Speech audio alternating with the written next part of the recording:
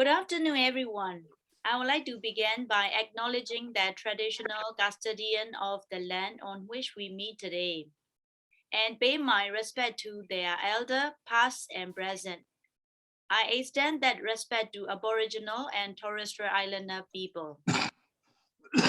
I also pay my special respect to all the fallen heroes from Spring Revolution in Myanmar, and at last not the least, all our panel and participants from different parts of the world to join the AMI seminar today. Our AMI President, Christopher Lamb, will open the meeting. Chris, the floor is yours. Thank you, May Chair, and welcome to everybody. There will be more people coming, I'm sure, but we can start now. And this is, as you've seen from the title of this event, about the refugees and displaced persons on the Thai border. Most of the people we're talking about are Karen, and they're in a particular area that is given assistance by the NGO Sharing Hope, which I've had the great pleasure to get to know out in where they are in Melbourne's eastern and northeastern suburbs. David Home is the person who looks after their programs, and Munor Shi, the other speaker, is from the region itself, which is under our care and careful consideration tonight. David can give a very brief description of Sharing Hope before he begins his presentation, but in brief, they do a wonderful job with the local people. They deliver their assistance directly to the local people, and they stay as far away as they can from anybody connected to the present military regime.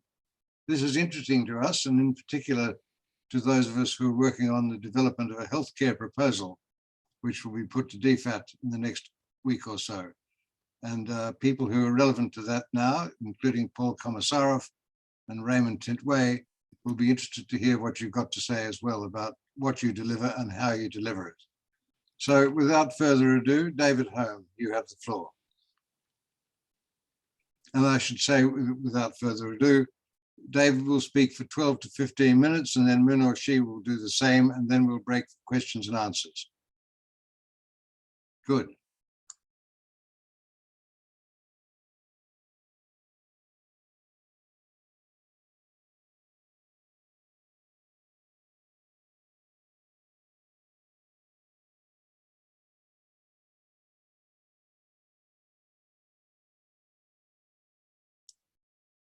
David, you're still on mute. Are you there? You'll need to unmute yourself.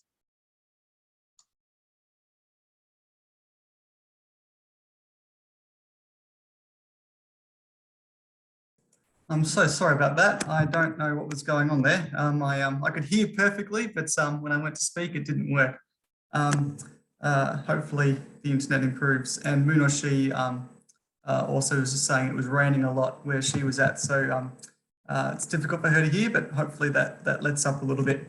Well, at least we can see her with her very fashionable glasses, and that's good. No, there we go. Great. Well, there you go. Can you still see me? I'm still here. Yes, I can see you. You actually have two, or you had two names on the thing. Never mind. Let's go. Let's just see how we go. Well, hello. First of all, thank you, Chris, and thank you to the other members of the AMI team that have given us the opportunity to speak.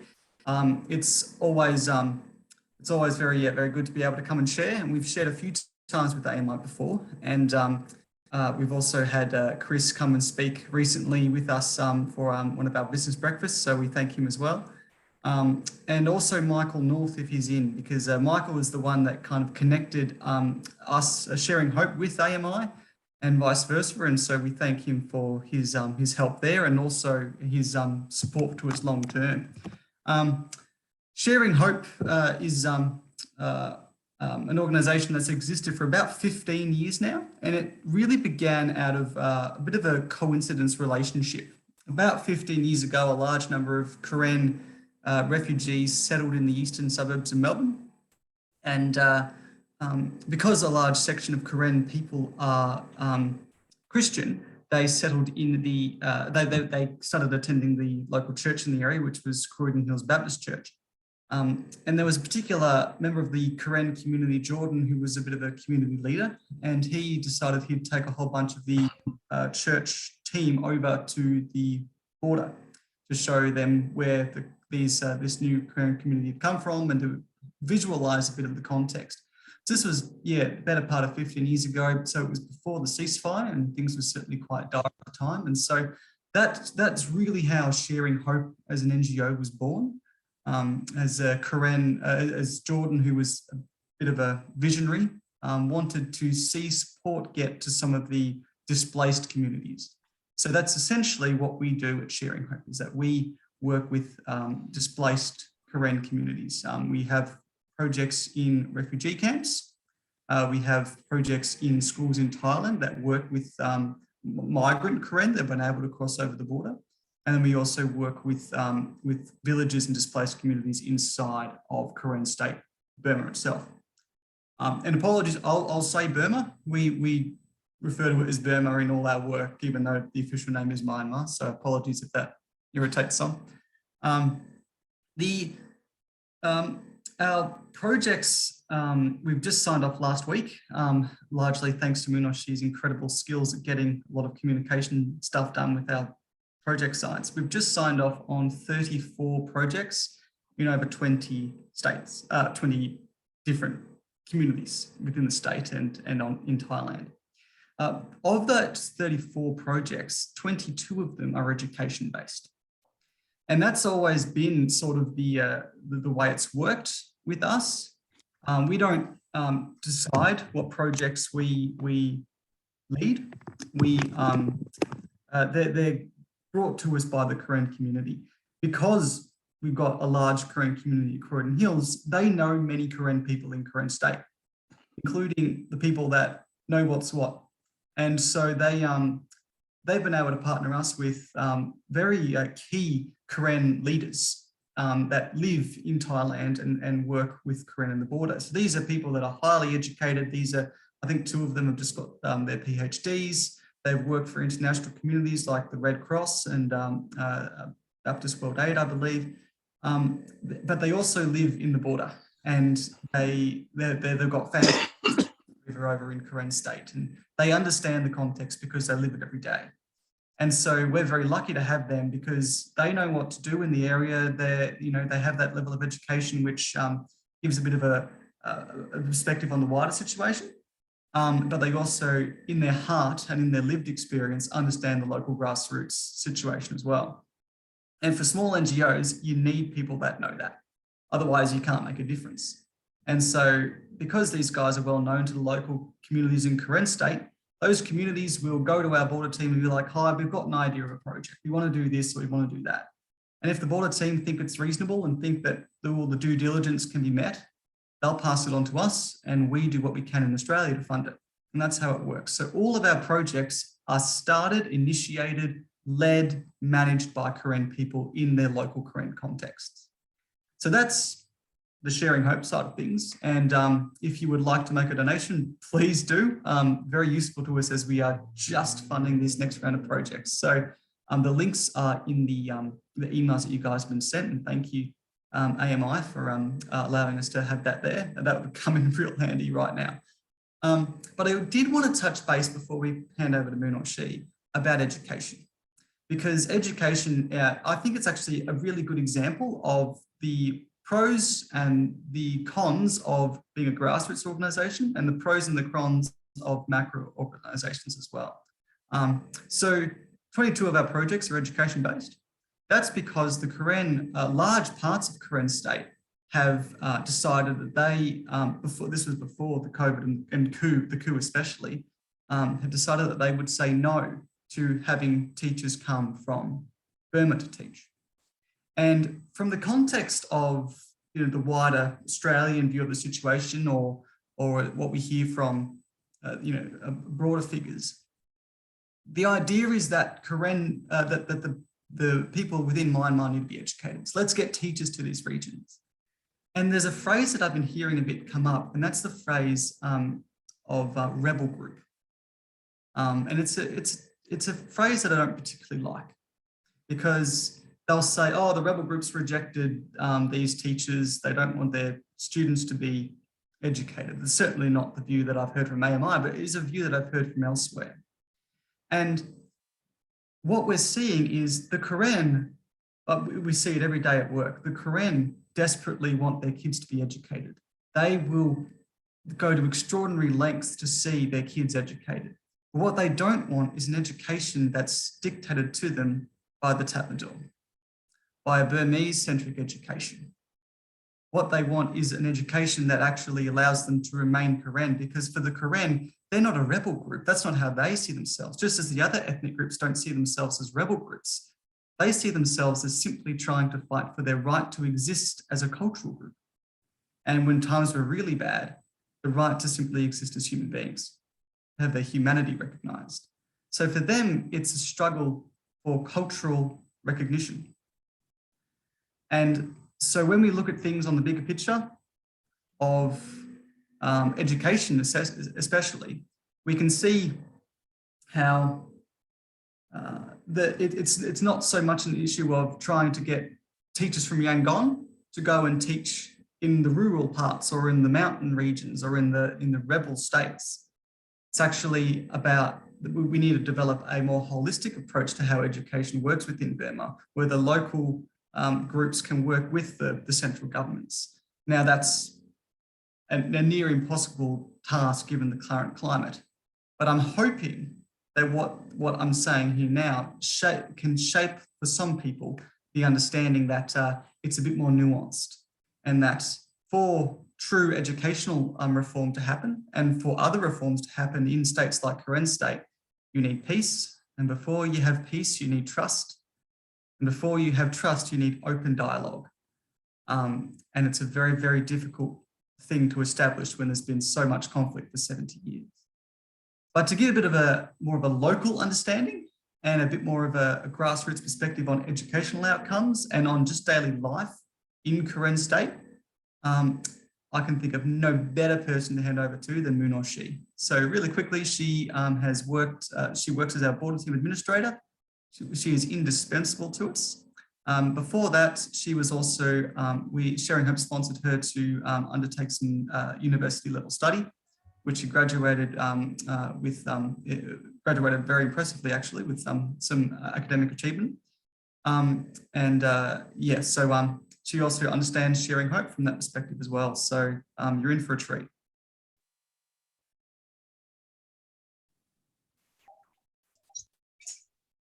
Thank you, David. Minoshi, the floor is yours. Hello, everyone. Can you hear me? Yes. I'm sorry. Yes, you're clear. Okay, I'm sorry. It's raining here. It's really loud, so I'm a bit worried that you might not be able to hear me. Where are you? I am here in Thailand, in the other side of the border, which is also close to Thai-Myanmar border. Okay. At home, though I just ran back from school, which I was still teaching. So yeah, thank you also, David, for giving me this opportunity, and everyone, that to share what I have seen and experienced in this place along Thai-Burma border. So today in Karen State, we have increase in the conflict between the Burmese military coup and the Karen military. So that's why almost every day here is fighting. And especially this time, since the conflict started, it also affects so many schools in Thai-Burma border, which I could hear almost every day. So that is what's going on. And because the Burmese military always wanted to take over the Karen State, and since they also took over the country, there's also increasing of fighting in Karen State. And so that's why this time there are many military base along Thai-Burma border, which is near where we are staying right now. So that's why this time the Karen armies and combined with the PDF, I think you have known about the PDF, then they're trying to take back the land and then trying to force the military base camp to go back to get out of the current state. So that's why every day, especially schools which are near the military base are in danger and in hiding as well. In April, if I remember correctly, David, in April, I also have shared the situation that happened in April, which is in the other village, in the other side of in the other side of Burma, which is also the military base established. It was established, I think, about 60 plus years as well there. So it was conquered by the current military. So after 2 days of the conquer, the 2 jet planes came.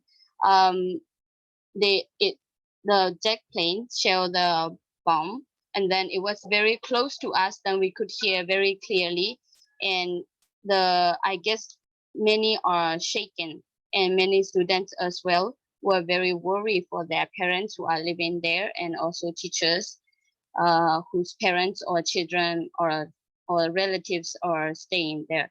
But then after that, I heard that the people were warned ahead of time, the civilians, to move to other places to hide, because it seems like people know that this might happen, because it also happened to other parts of current states. Whenever there was a conqueror of the military base, then the Burmese will use the bomb shelling to come, and their target is to the civilians, because they know that if they threaten the current army, then the current army might not fight them. That is what they are doing. So there is no mercy for the civilians. If you don't support the Burmese military coup, then whether you are armed or unarmed, you are the enemies to them. So that's what happened. And because of that also, and we have report all throughout the year since the conflict started, and it's affect many schools, because we have asked on so many schools what was their concern for this year, and the answer were almost the same. So the answer were that they were afraid that the shooting might break out in the area, because there are many children, and it will be difficult to gather everyone. So also before this school year, one of the school where Sharing Hope has sponsored, and have to evacuate all the students in Thai border sites, and because we heard rumors, or they heard rumors, that there might be a fight broke out. But today the school was started, because they decided that it's enough in hiding. So if the fight broke out, then they will run, and if not, then they will study, or they will do the schooling. And speaking of the fighting, even today, if you believe or not, it is still happening now. Even just right after I came back here, I could stay here. There was another current Burmese military base, the biggest military base here in current state, in Brigade 6. The current armies are also trying to conquer that one. So I guess the people here are still maybe the people here are still afraid that it might be another bomb shelling. So it's just like we are in a World War II or something, though we have nothing to fight back.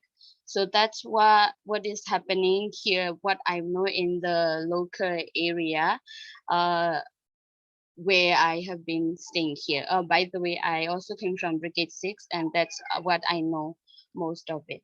And I think that's all that I can share for today. That's what I can think of. David, do you want to? Yeah, thank you. Yeah. Thank you, Minoshi. To provide a bit of context about what Minoshi was just referring to, there's a few things there. So she mentioned that they could hear bombing from some jets near their location. So just to give a bit more of an understanding about what that really means is where Minoshi is based is in Thailand, and it's several kilometers from the border. So it's definitely inside of Thailand. And they sent videos to us that day. They heard bombs dropping, and so they come outside and they could see over in the clouds jets flying past and drones flying past dropping bombs. So the conflict is ever present, and for these communities in Karen State, before the coup, we were beginning to just start dreaming about what does the development project look like? What does a microeconomic farm look like in some of these schools? And we were starting to have a bit of a dream and to engage with some of our Karen guys over in the border and to talk about what does it look like to begin to move beyond the aid stage. That's been destroyed. And we're back to where we were 10 years ago. Yeah, but it's even a little bit worse because of these airstrikes and these drone strikes from the Tatmadaw. So we have schools that are trying to function, that are having to flee into the jungles. We've had whole communities. You guys would have heard a lot about Etutar. So Sharing Hope supports Etutar as we can through Michael North. And it's there that kids are having to flee, run into the jungle and hide in the jungle, or try and get across the border only to be forced back because the Thais aren't accepting anymore. And so the people of Karen State, the students, the teachers, are in a constant state of uncertainty. They just don't know when a bomb's going to strike their village for no reason other than the fact that the bombs can target that particular area. It's indiscriminate. It's almost separate to the military side of things, because these guys, these villages aren't, military villages, they're schools just trying to educate their kids, and all of a sudden bombs drop from the sky. That's what it's like at the grassroots in Karen State. That's what people are faced with. When bombs drop, they wonder, was that the village where my parents are living? You don't know. And so there's a constant unknown, which it puts everyone on edge. But I think we may leave it there, Chris, and hand over to questions. That works for you? Not quite, David. Yes, thank you. Not quite. It'd be good if we could hear a little bit more about how you actually deliver the assistance from you, David, and also from Minoshi. And you've talked about education and schools. What can you tell us about healthcare assistance? Because I know that Sharing Hope has that priority as well. Sure. Minoshi, do you want to talk about how we get the aid to the areas? Because you're directly involved in that.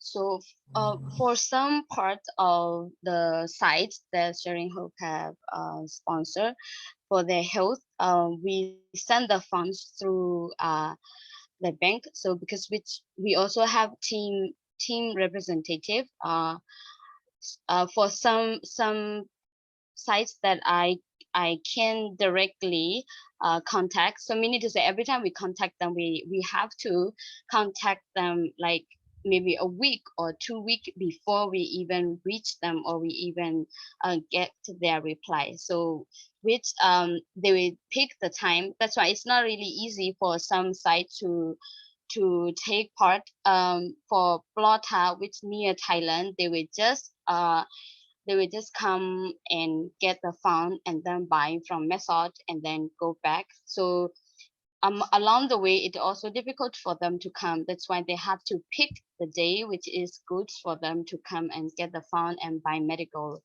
supplies and go back home. For some places, we also have people where we work with. So we send funds through those people, and then they will work for the medical certification, and then they will medical supplies, and then they will deliver them to those people, to the people who work with us. So meaning to say, it's not directly that we go there, where before we could visit them personally, but not this day. Did I answer the question? Yes, certainly in part at least. So we, as Minoshi mentioned, we have our border team representatives. They're the ones responsible for certain numbers of projects. Some have more projects they oversee than others.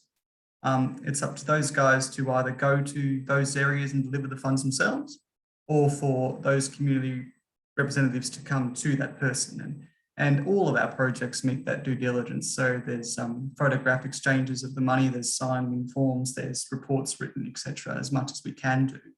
But yeah, and just to make a note of that, so some of our most remote projects, they come to the border and it takes them days. Elephant rides, river trips, motorbike rides, and that's literally just one person. Elephant rides, boats, motorbikes, just to get to the border. Some of the people are incredibly impressive and inspirational, and it's all under the threat of the Tatmadaw, with especially river crossings. There are posts that if they're, previously people were able to go up and down those rivers in the boats, and now they're shot at, and they take pot shots from the riverbank at any boat that is not displaying Burmese insignia or flags. And so these people are risking their lives to get these educational funds to the schools, and we're in awe of them. As far as medical comes, so that's our second largest area of supply projects. So projects come from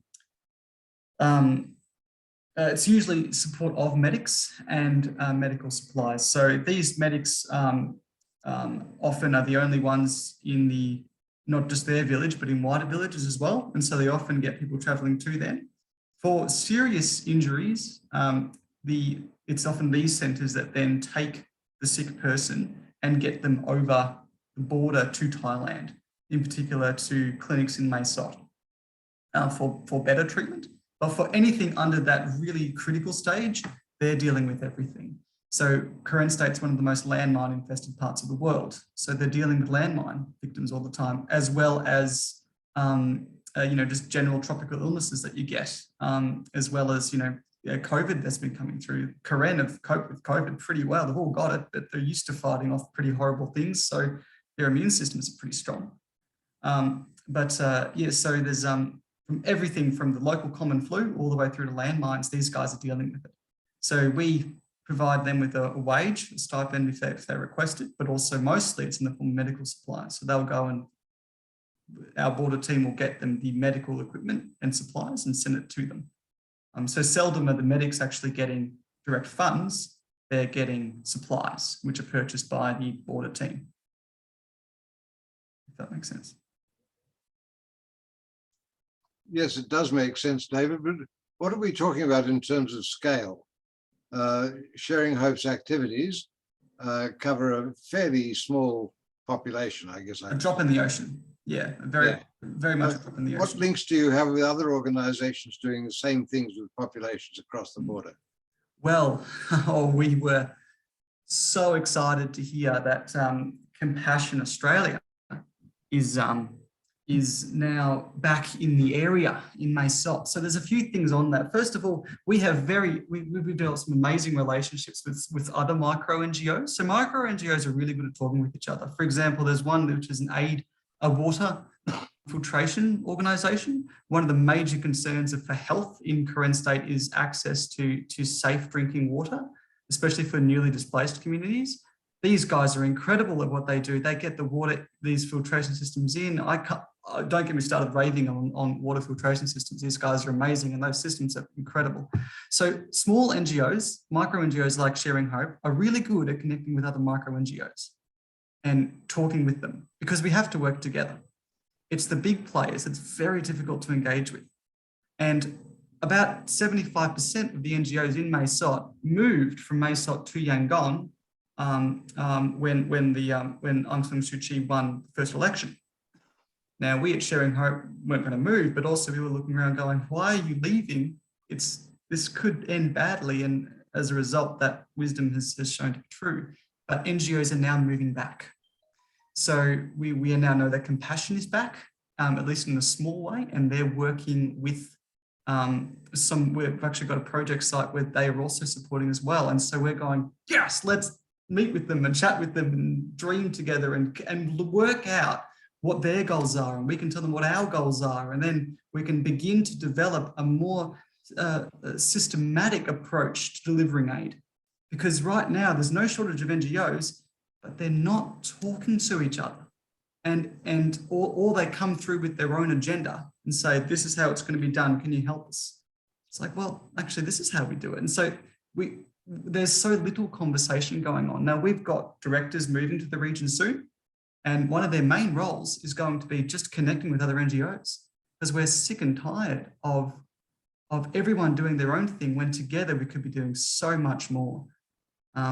So that's a bit of a frustration we have, but also a hope, because we're thinking that the larger guys are going to have to come back and chat to the smaller guys because the smaller guys didn't leave.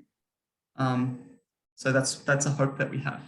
Thanks, David. You mentioned larger guys and smaller guys. Very much a drop in the ocean. You also mentioned, when you made your own introduction, the way you were able to connect to the people through religion in the beginning. And because a lot of these people in that part of the Karen land are Christians, I suppose, do the religions help you? I noticed Mark Zimsak from the Uniting Churches here with us tonight. I don't know whether he's got anything he'd like to say about what the work that his church does with these populations is, or how they support each other. But Mark, would you like to say something about what you do? Look, we're not providing on the ground support, so I'm attending tonight to pick up information about what the situation is. We do general advocacy around the refugee situation in Burma. So okay, we've got a question on that. We'll come back to you on that subject later. But David, what support do you get, or Numoshi, what support do you get from the religious organizations in Myanmar or at the border?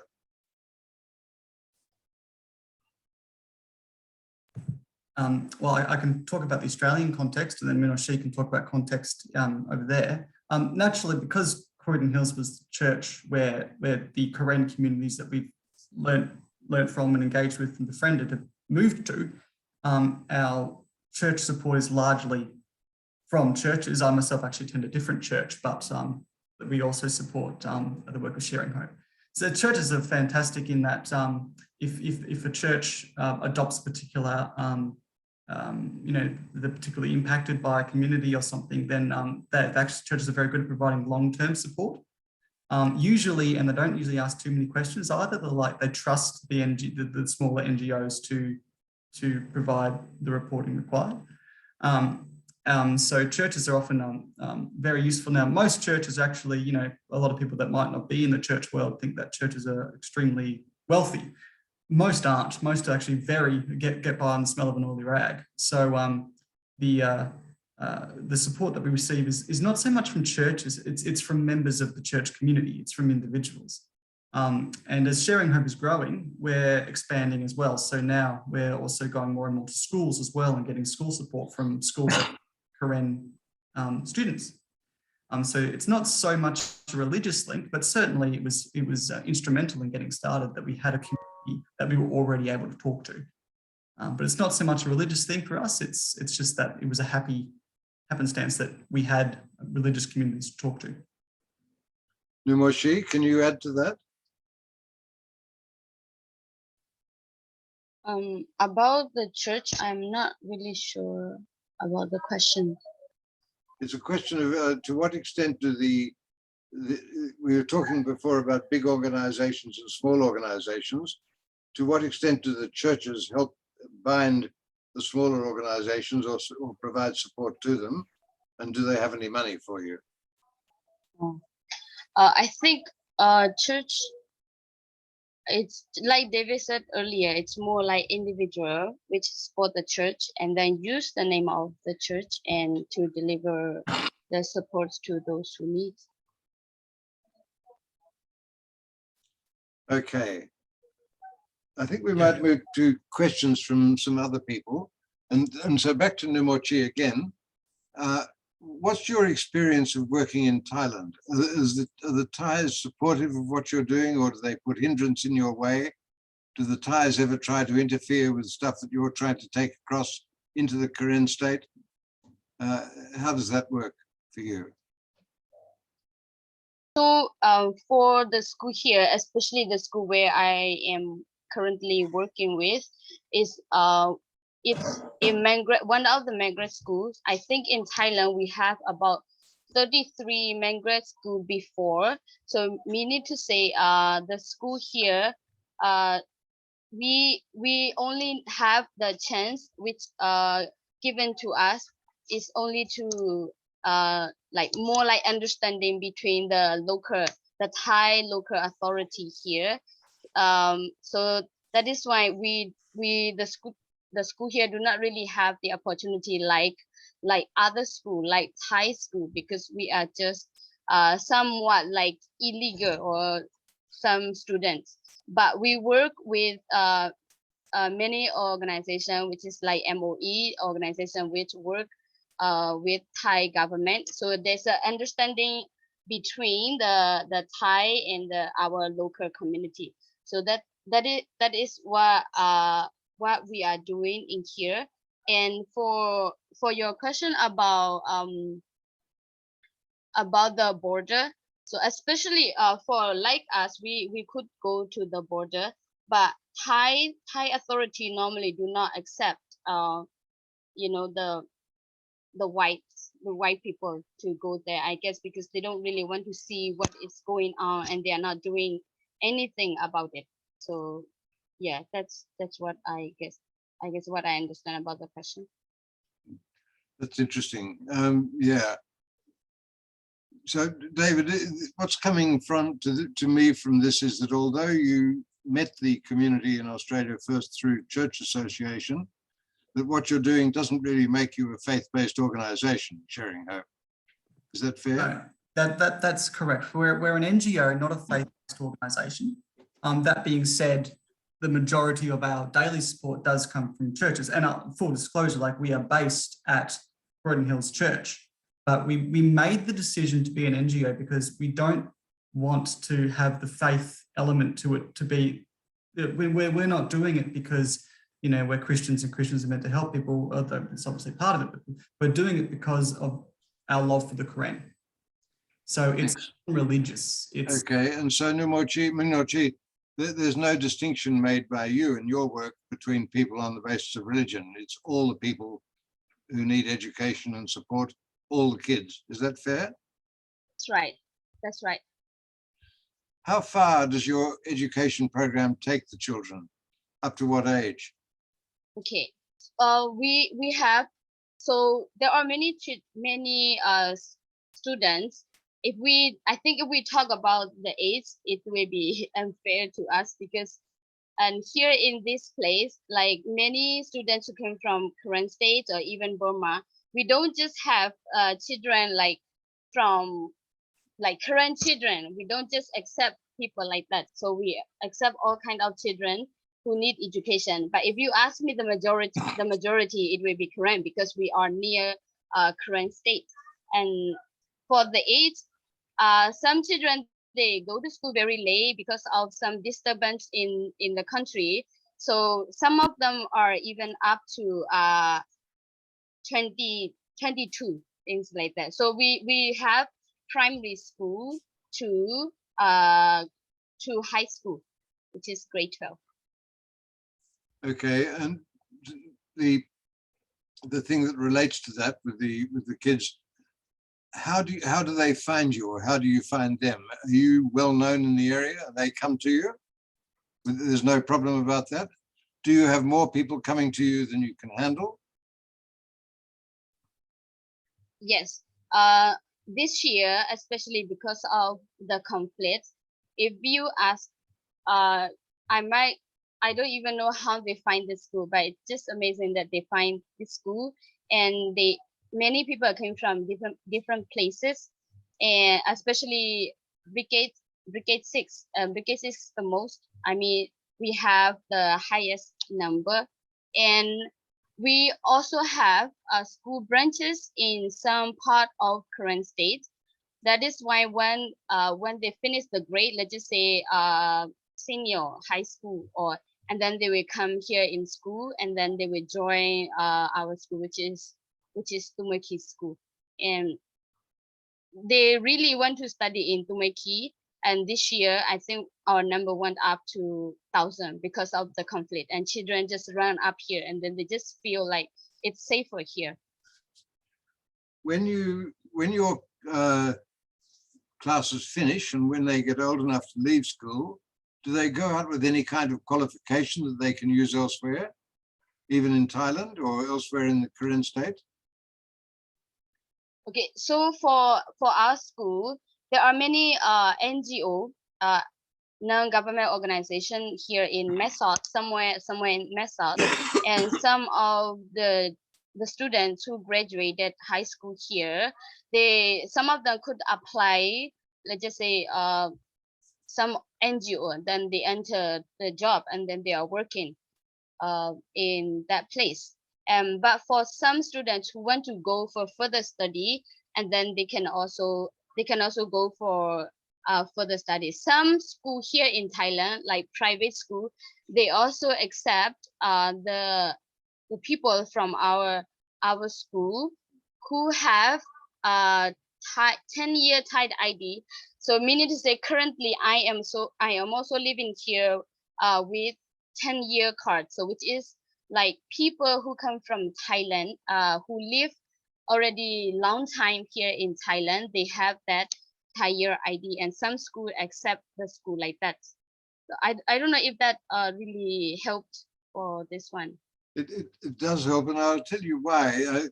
I've always been an optimist in my life. It's something that I learned from one of the people who's here tonight called Ian McPhee. I believe in being an optimist, and he's smiling when I say that to you. The reason I'm an optimist is because I believe that the present military government situation in the country cannot last. It may be with us for some years yet, but there will come a time when it is no longer there. What concerns me, and I think a lot of us, is what happens to these kids when that time comes.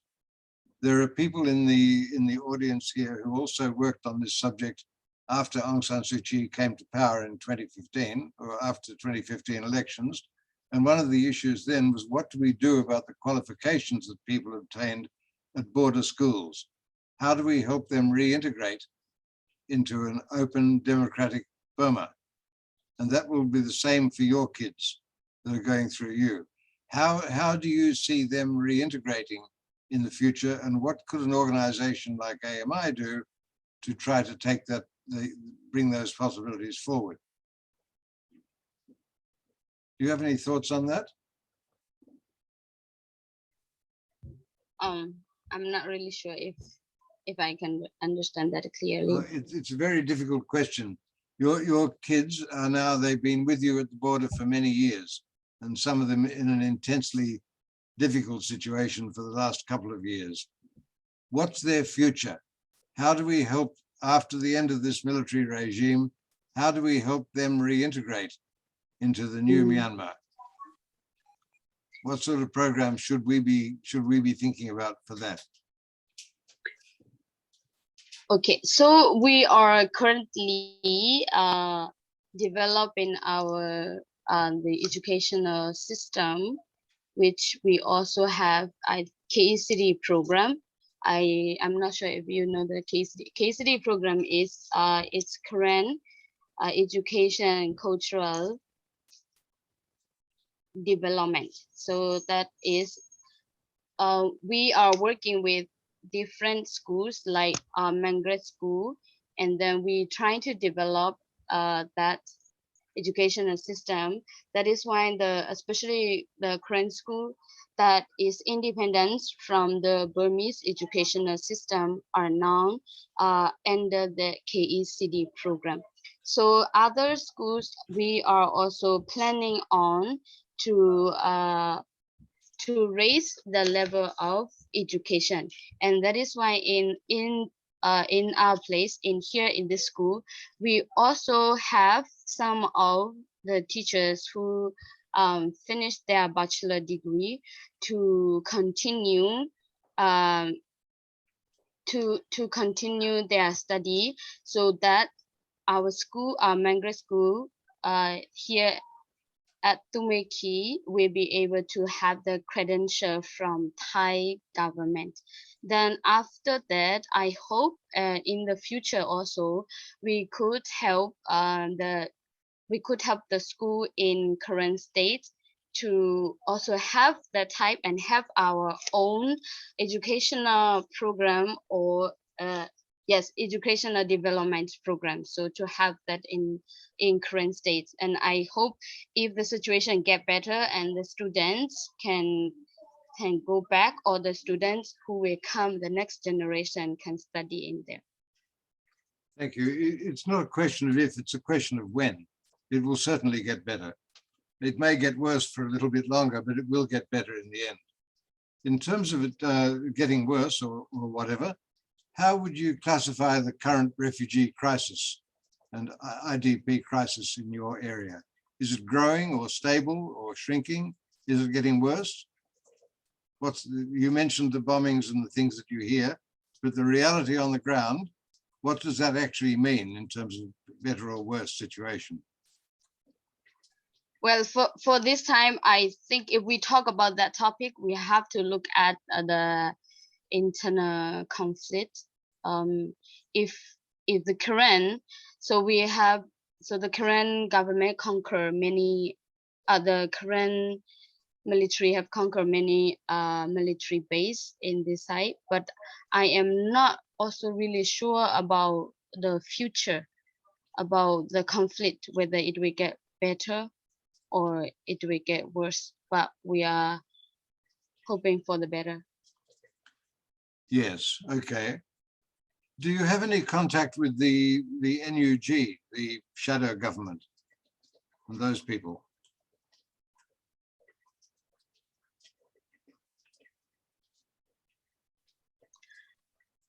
I think if for me, I would say no, I don't really work for in that case. I don't. But if you want me to ask for more, I think I have to talk to the local community here. That's okay, but they're not in touch with you on a weekly or monthly basis about what you need. They don't organize things that you might use, for example. David, you've got something to add. Yeah, I think this is a really good example of the differences of understanding of things. So we can look at this and from our point of view, because we've heard from members of the NUG through AMI, and it's been fascinating to hear about their hopes and objectives and what they're trying to achieve to the detriment of the Tatmadaw and for the betterment of the nation. So we know those things and we know their ideals and how they're connecting. For the Karen, who are just everyday villagers, community members, it doesn't matter. It's something happening far, far away amongst people that they already distrust. All they want is to be able to grow their crops without it being burnt down. And so when they're displaced, when they're forced to go elsewhere to different villages or whatever, or when the lucky ones are able to get into Thailand and to migrant centres like where Minoshi works, they're carrying obviously all that trauma. And so when it comes to the conversations about like the National Unity Government, there is a big conflict amongst Karen people, even within Sharing Hope, and within schools and everything, of what's the best approach. And so many people just say, we're done trusting them. We're done trying to trust. We just want our own nation. Some of them want their own nation. Others say, no, let's give it one more go. But for the local people at the grassroots level, talk about, well, what is the National Unity Government doing for you? Were they trying to reach out, trying to support? No, they know it exists. They know it's out there, but you know, to them they feel like forgotten people in a forgotten war. That's very wise. Thank you. And I think that we can sometimes distract ourselves in these monthly seminars by talking to people at the top of the pyramid who are very far removed from the base of that pyramid. And so what Minoshi brings, and thanks to you, David, is an outlook for the people at a much, grassroots is too high a word for it. Minoshi, what do these kids who you say come from not just the local area villages themselves, but from far afield, what do they do when they're not at school? What's their life?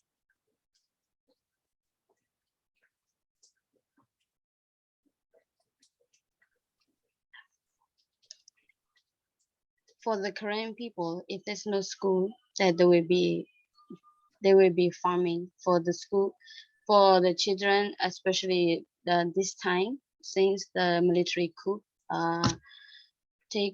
started taking over the country, so they are not going to school. They just stay at home, and because they don't trust the school anymore, because the school, they can't go to school that do not even know what is right from wrong. But where they can't go to school, but if there's no education, if there's no classes on, what do they do and where do they stay? They stay with families who give them a bed or something. Is that right? Yes, that's correct. And They stay. And gives them food as well.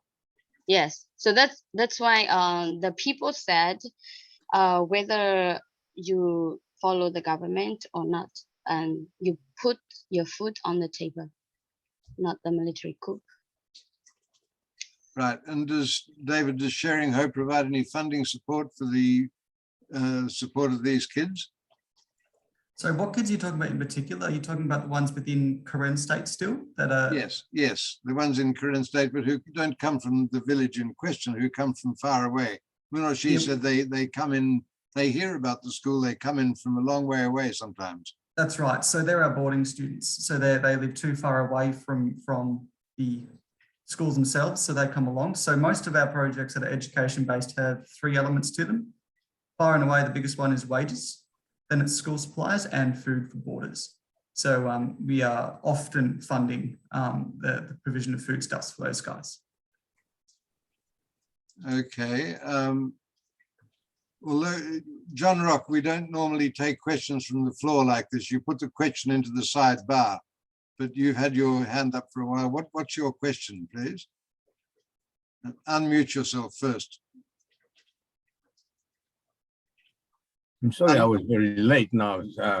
I just, with your question, Chris, in regard to education and also the IDP, with education in the camps, going back to Karen State and into the Karen Education and Culture Department system, the systems are quite well. The Karen, the camp education system is based actually on the Karen, the Karen Education Culture Department system. So if they go back to Karen State, and most of the Karen refugees remaining in the camps are from the ethnic areas. So if they go back there, won't be much problem to fit back into the schools in the KNU system. The problem comes when they have to fit into a government system. But a lot of them don't want to go to government schools because Karen language, Karen culture is not allowed in the mainstream schools. With regard to IDP, the situation is very bad. I think everybody would know that the total IDP within Myanmar is now over 1 million, and there were some existing one already, but before the coup. After the coup, they have about 700,000 now, and so far, the aid to these IDPs have only come from local CSOs and so on, because at the border there's a restriction in terms of cross-border aid. So that's the problem. They've been helping, but they need the help from outside. but the cross-border aid is not being allowed by Thailand and places like that. So, and also this is a monsoon period, but you know, people are very cold and very wet. Yes, the monsoon never helps very much. Of course, I don't know where you are, John, but we in Melbourne have had a monsoon now for quite a few months, but cold weather. And yes, anyway, I'm in Sydney. You're in Sydney. Oh, you don't have anything. Same boat. You've Thank you. luxury up there. I can presume, Minoshi, I suppose, that there's no benefit from the internet for any of what you do. Do you get any internet support for what you do in the schools? And do any of the kids have access to the internet? In our school, yes, the school provide the internet for. By the way, we don't really live in Burma, so it's not really a problem for the internet here. So yeah, children can get to the internet if they have to use to. So the school also provide the internet, but with the limited internet. Okay, thank you. David, we're coming to the end of our hour, but I have a question for you. What can you tell us about the support that's given for the resettlement of Karen refugees in Australia? I guess Sharing Hope doesn't do that work, but you must know people who do. And do they have access to a contact with the UNHCR office in Thailand? Yes, so we have very strong connections actually with very good resettlement programs, at least in the eastern suburbs of Melbourne. The Karen have actually, all refugee communities struggle with engaging in a new way of life, a new lifestyle. The Karen have had the fortunate, the good fortune of being able to, for various different reasons, that process has been easier for them. One of our team directors actually has spent a great deal of time in resettlement.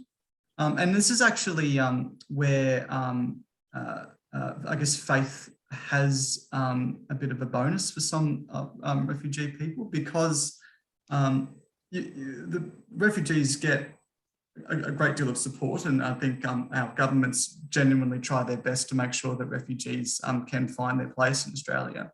But also when a new community can engage with their local church, the church can also provide that extra level of support as well.